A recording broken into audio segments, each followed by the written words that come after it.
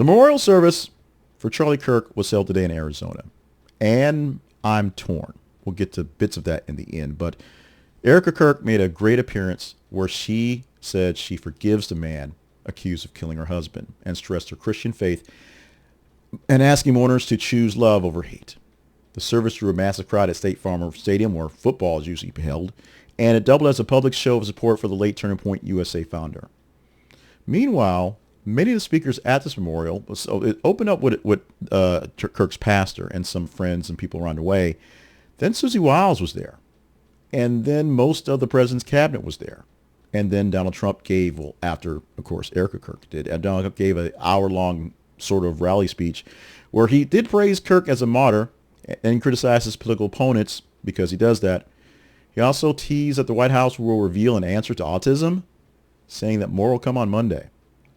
That, of course, kicked off some fresh debate about science, policy, and whether a memorial service is a great place to preview large announcements and other things. Since he opened up the can of worms, let's talk about autism for just one quick bit. The reporting ahead of the event suggests that the administration could link prenatal acetaminophen, which is Tylenol, to autism and promote the potential treatment to path for that, a claim that is at odds with all mainstream guidance. Pretty much anyone who's been studying this forever says it doesn't quite make sense.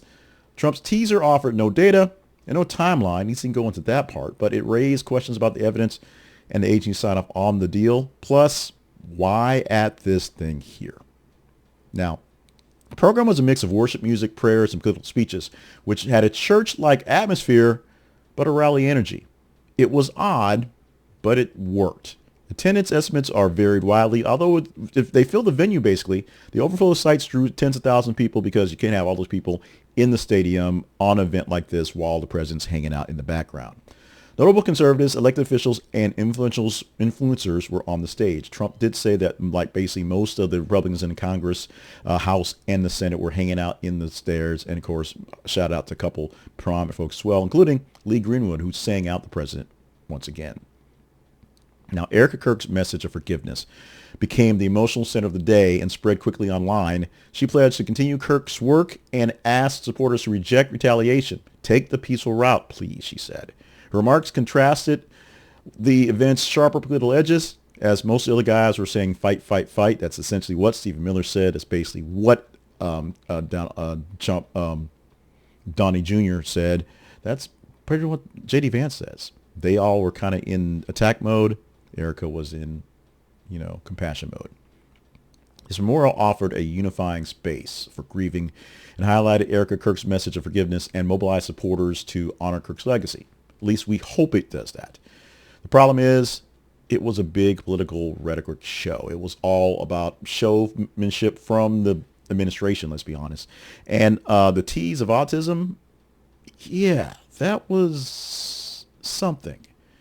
Overshadowing basically the memorial and some of the actual mixed messages of grief and policy and claims and campaigning. Now, one thing that kind of got to me, and as a Christian who actually went to church today and had a little bit of Charlie Kirk in the message of, we should come together in the message because we all get to heaven. There ain't Republicans, ain't Democrats. We all just sort of like are there.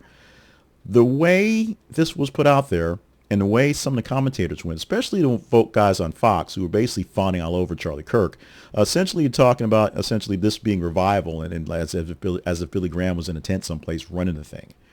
Because there was a lot of talk about faith, a lot of talk about church, a lot of talk about Jesus, if you will. The only real talk about the compassionate message came from Erika Kirk. Everyone else was, he's a good Christian and we're going to fight for him because of that. A bit of mixed message, if you will. Mixed messages all around, but we had our definitive talk on Charlie Kirk. We did that about a week ago. You can check that out in the feeds. We are going to basically be done with Charlie Kirk in the presence and move on to what Turning Point USA is going to do, what Erika Kirk will do with the new leadership there, and how Donald Trump is doing all the things. And especially tomorrow, as I record this on Sunday night, when autism will be all the rage in the news cycle. We shall see what happens. Let me know what you think about the memorial. Let me know what you think about Charlie Kirk's passing. Let me know what you think about the whole thing. Let me know what you think about me and my thoughts on it if you want to. Let me have them here.